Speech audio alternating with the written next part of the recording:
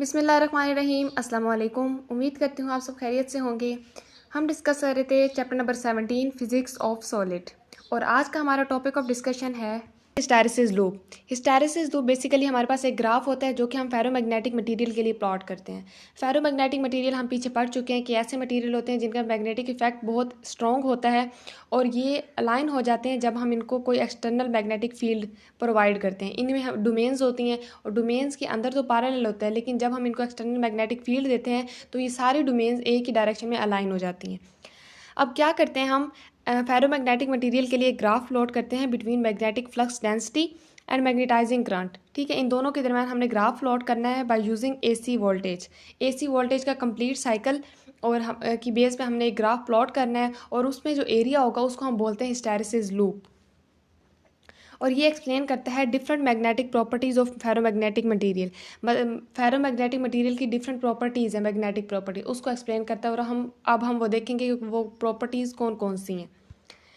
Basically हमारे पास जो hysteresis होते हैं ना, इसमें क्या होता है कि magnetism lag behind the magnetizing current. अब मैग्नेटिज्म हमारे पास क्या होता है, मैग्नेटिज्म मतलब मैग्नेटिक इफेक्ट जो होता है वो लैग करता है, पीछे रह जाता है behind the magnetizing current, current से पीछे रह जाता है। अब वो करंट से पीछे कैसे रह जाता है ये हम जब हम उसको ग्राफ को प्लॉट करेंगे तभी हमें पता चलेगा। So let us start. तो सबसे पहला काम हमने ये करना है कि हमने कोई भी फेरोमैग्नेटिक सब्सटेंस लेने हैं, hard ferromagnetic substance. For example हम स्टील ले लेते हैं या फिर अल्निको ले लेते हैं। ठीक है, हमने स्टील लेना है और हमने उसको रख देना है एक सोलिनॉइड में रख देना है, और उस सोलिनॉइड को हमने कनेक्ट करवा देना है एसी करंट के साथ। अब जैसे ही करंट प्रोड्यूस होगा, ठीक है, जैसे ही करंट फ्लो करेगा वैसे वैसे हमारे पास जो मैग्नेटिक फील्ड प्रोड्यूस होगी, ठीक है, और मैग्नेटिक फील्ड प्रोड्यूस होगी तो हमारे पास जो हमने रॉड रखा हुआ है, यानी वो जो स्टील का रॉड रखा हुआ है हमने सोलिनॉइड के अंदर, वो मैग्नेटाइज होगा। और जब हम इसको वोल्टेज को ख़त्म कर देंगे, मतलब वोल्टेज ऑफ कर देंगे, उस केस में हमारे पास क्या होगा, वो दोबारा से डीमैग्नेटाइज हो जाएगा। लेकिन हमने कहा है कि हमने हार्ड फेरोमैग्नेटिक लिया है, तो उस केस में हमारे पास वो जो डीमैग्नेटाइजेशन है वो बहुत ही एक स्लो प्रोसेस होगा। ठीक है, तो बेसिक पहले हमने यही काम करना है कि हमने एक स्टील का रॉड लेना है, उसको सोलिनॉइड में रख देना है और उस सोलिनॉइड को हमने कनेक्ट करवा देना है एसी वोल्टेज के साथ। अब नेक्स्ट हमने ग्राफ प्लॉट करना है मैग्नेटाइजिंग करंट में और मैग्नेटिक फ्लक्स में, जिसमें हमने जो मैग्नेटाइजिंग करंट है उसको एक्स एक्सिस पे लेना है और जो हमारे पास मैग्नेटिक फ्लक्स है बी, इसको हमने वाई एक्सिस पे लेना है। अब हमने क्या करना है, हमने एसी वोल्टेज अप्लाई किया था, तो एसी का हमारे पास जो कंप्लीट साइकिल होता है, हमारे पास करंट स्टार्ट होता है 0 से पॉजिटिव पीक बनाता है। ठीक है, सबसे पहले पॉजिटिव में जाएगा। अब ये जो अब पॉजिटिव एक्सट्रीम पे चला गया है, तो मतलब ये है कि हमने करंट एक्सट्रीम पोजीशन पे दिया है।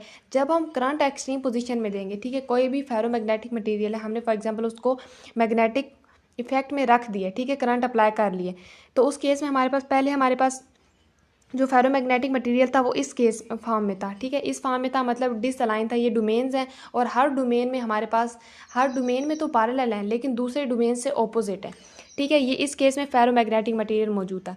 जैसे ही हमने उसको करंट दिया ना, वो मैग्नेटाइज हो गया, यानी वो अलाइन हो गया, यानी वो इस फॉर्म में हो गया। ठीक है, सेकंड जो हमारे पास फॉर्म है उस फॉर्म में ये अलाइन हो गया।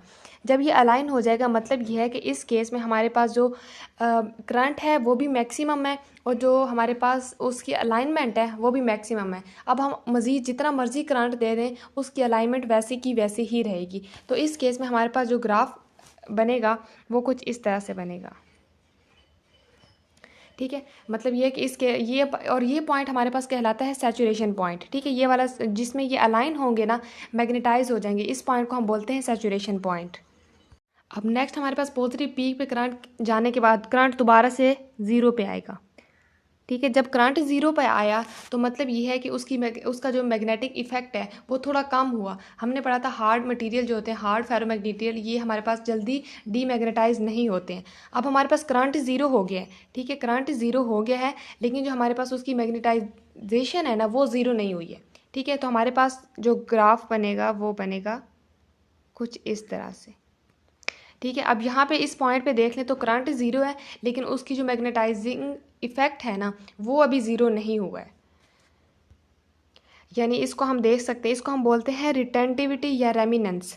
अब इस केस में क्या हुआ है, अब हमने जैसे ही करंट को रिमूव किया यानी करंट 0 किया है, तो हमारे पास कुछ जो है ना मटीरियल, फॉर एग्जांपल ये अपनी उसी फॉर्म में है, ठीक है। मतलब ये अलाइन हुए हुए हैं, सारे डिसअलाइन नहीं हुए, कुछ तो हैं वो डिसअलाइन हो गए, लेकिन कुछ जो है वो अलाइन फॉर्म में ही है।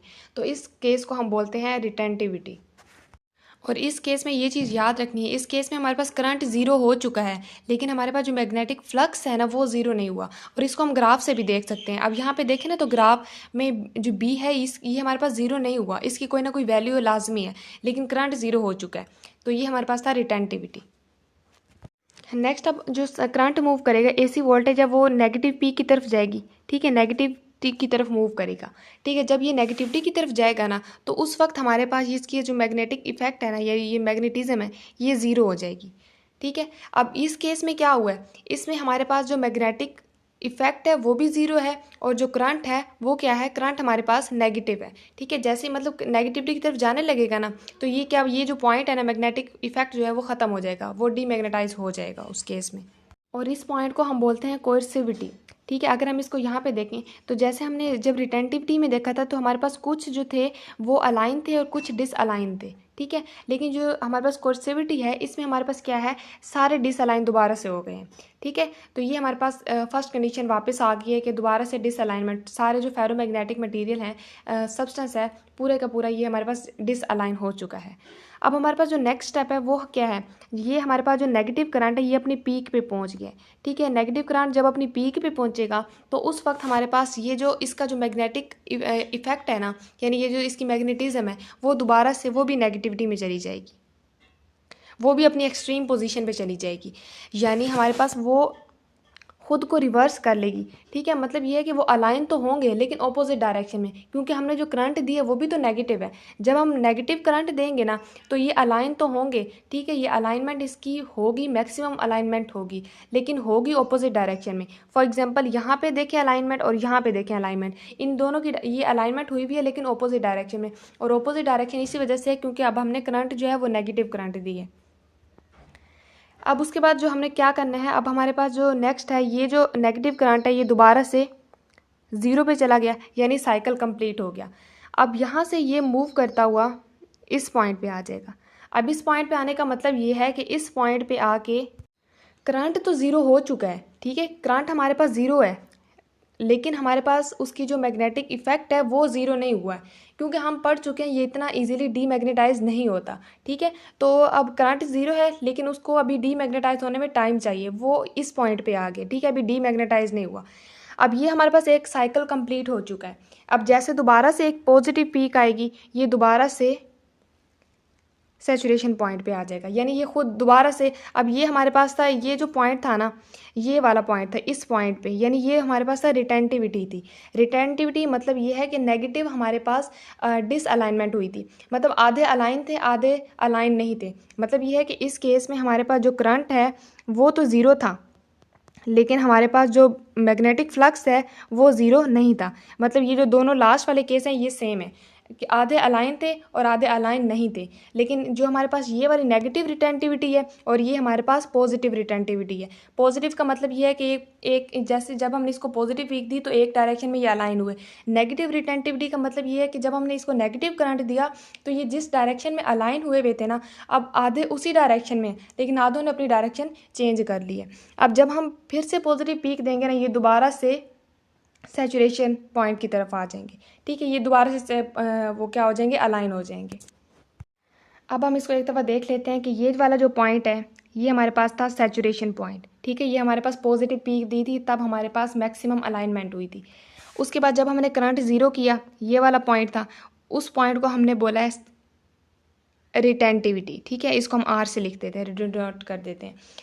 और उसके बाद फिर हमने क्या किया, हमने अपना जो करंट है वो नेगेटिव की तरफ ले आए, ठीक है। नेगेटिव जब करंट आ रहा था उस केस में हमारे पास ये जो मैग्नेटिक इफेक्ट था वो ज़ीरो हो गया, ठीक है। जब मैग्नेटिक इफेक्ट ज़ीरो हो जाएगा तो हम इस पॉइंट को बोलते हैं कोएर्सिविटी, ठीक है, कोएर्सिविटी हो गया। उसके बाद फिर सैचुरेशन पॉइंट आया, क्योंकि अलाइनमेंट दोबारा हुई, लेकिन ये हमारे पास नेगेटिव सैचुरेशन पॉइंट था, ठीक है, क्योंकि नेगेटिव करंट था। उसके बाद यहाँ पे इस पॉइंट पे हमने क्या किया, दोबारा से करंट को ज़ीरो कर दिया। जब करंट दोबारा ज़ीरो हुआ लेकिन मैग्नेटिक फ्लक्स ज़ीरो नहीं हुई, तो उस वक्त को, उस पॉइंट को भी हम रिटेंटिविटी कहते हैं, लेकिन ये नेगेटिव रिटेंटिविटी होगी, ठीक है। और यहाँ पे हमारे पास इस पॉइंट पे ये हमारे पास कोएर्सिविटी है बट नेगेटिव कोएर्सिविटी। तो ये हमारे पास एक कंप्लीट लूप आ गई है, हिस्टैरिसीस लूप जिसको बोलते हैं। अब इसके इस ग्राफ में हमारे पास ये जो एरिया है, ठीक है, ये जो एरिया ये क्या रिप्रेजेंट कर रहा है कि हमारे पास कितनी एनर्जी हमें देनी पड़ी है किसी भी फेरोमैग्नेटिक मटेरियल को मैग्नेटाइज या फिर डीमैग्नेटाइज करने के लिए। तो ये एरिया हमें कैलकुलेशन देगा कि हमें कितनी एनर्जी देनी पड़ी है। और हमारे पास हर जो मैग्नेट होता है, अब हमने यहाँ पर लिया था स्टील लिया था, ठीक है, ये हमारे पास हार्ड फेरोमैग्नेटिक मटीरियल है। इसको मैग्नेटाइज करना भी मुश्किल है और डीमैग्नेटाइज करना भी मुश्किल है as compared to the soft ferromagnetic material. For example अगर हम आयरन की बात करें, आयरन के केस में हमारे पास ग्राफ कुछ इस तरह का आता है। मतलब ये है कि उसमें हमें कम एनर्जी देनी पड़ती है उसको अलाइन करने के लिए और उसको डिसअलाइन करवाने के लिए। तो ये डिपेंड करता है, वेरी करता है सब्सटेंस टू सब्सटेंस। इसी तरह हमें जैसे अब यहाँ पे ये कोएर्सिविटी की बात करें तो हमें इसको अगर कोएर्सिविटी में जब लाने के लिए, रिटेंटिविटी से कोएर्सिविटी में लाने के लिए हमें इसको ज़्यादा नेगेटिव करंट देना पड़ा है, इतना देना पड़ा है, लेकिन इस केस में इतना सा देना पड़ा है। तो ये चीज़ आप लोगों ने याद रखनी है कि हमें जो सॉफ्ट होते हैं उनके लिए कम एनर्जी रिक्वायर होती है और जो हमारे पास हार्ड फेरोमैग्नेटिक उसके लिए हाई एनर्जी देनी पड़ती है। और लास्ट हमारे पास होता है हिस्टैरिसीस लॉस। क्या होता है हिस्टैरिसीस लॉस? ये है कि जितना भी हमने वर्क डन किया, ठीक है, हमने उसको मैग्नेटाइज करने के लिए जितनी एनर्जी प्रोवाइड की है, अब वो जो एनर्जी है वो लॉस हो जाती है, ठीक है, वो as a work in the form of heat loss हो गई है। तो उस एनर्जी को हम बोलते हैं हिस्टैरिसीस लॉस बोलते हैं। सो यहाँ पे हमारा आज चैप्टर नंबर 17 एंड होता है। हमने आज मैग्नेटिक प्रॉपर्टीज़ ऑफ सॉलिड को इन डिटेल डिस्कस किया। उसके बाद हमने फेरोमैग्नेटिक मटेरियल को भी देखा। मैग्नेटिक प्रॉपर्टीज़ में हमने देखा कि सॉलिड कैसे कौन से सॉलिड मैग्नेटिक प्रॉपर्टीज़ शो करते हैं, कौन से नहीं करते हैं। उसके बाद हमने उसकी टाइप्स के बारे में स्टडी किया, पैरामैग्नेटिक, डायमैग्नेटिक और फेरोमैग्नेटिक के बारे में। लास्ट में हमने उसकी टेम्परेचर का इफ़ेक्ट देखा था और इसके अलावा हमने एक पॉइंट देखा था क्यूरी टेम्परेचर। और उसके बाद हमने हिस्टैरिसीस लूप को स्टडी किया जिसमें हमने फेरोमैग्नेटिक की डीमैग्नेटाइजेशन और मैग्नेटाइजेशन को इन डिटेल और इन ग्राफ स्टडी किया। होप सो आज का लेक्चर आप लोगों को समझ आ गया होगा। So thank you so much. इजाज़त दीजिए। अल्लाह हाफिज़।